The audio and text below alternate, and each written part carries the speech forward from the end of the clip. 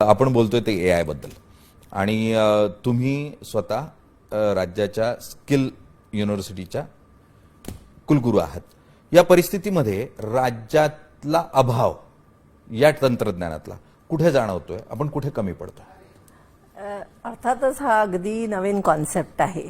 लोकांना अजून हा विषय खूप नवीन वाटतो आणि काही लोकांना तर मला असं वाटतं की त्याची भीती सुद्धा वाटतेय की अगदी आपण आत्मसात करू शकू की नाही. याचे दोन भाग आहे.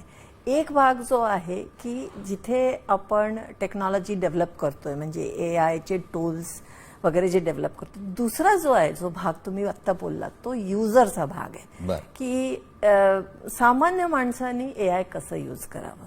तर या दोन्ही भागांवरती भर देऊन दोन्हीकडे स्किलिंग करण्याची खूप मोठी आवश्यकता आत्ता तरी मला अशी जाणवते. आणि महाराष्ट्र राज्य कौशल्य विद्यापीठाने हे मोठं धोरण घेतलेलं आहे आणि मला असं वाटतं की आपल्या मुख्यमंत्र्यांनी याच्यावरती बराच जोर दिलेला आहे की आर्टिफिशियल इंटेलिजन्स हे फ्युचर आहे. पंतप्रधान पण या विषयावरती अनेकदा बोललेले. पॅरिसमध्ये सुद्धा आता त्यांनी याची गरज सांगितली. आणि आत्ता आपलं जे धोरण आहे, राष्ट्राचं धोरण आहे की भारताने याच्यामध्ये सगळ्यात जास्ती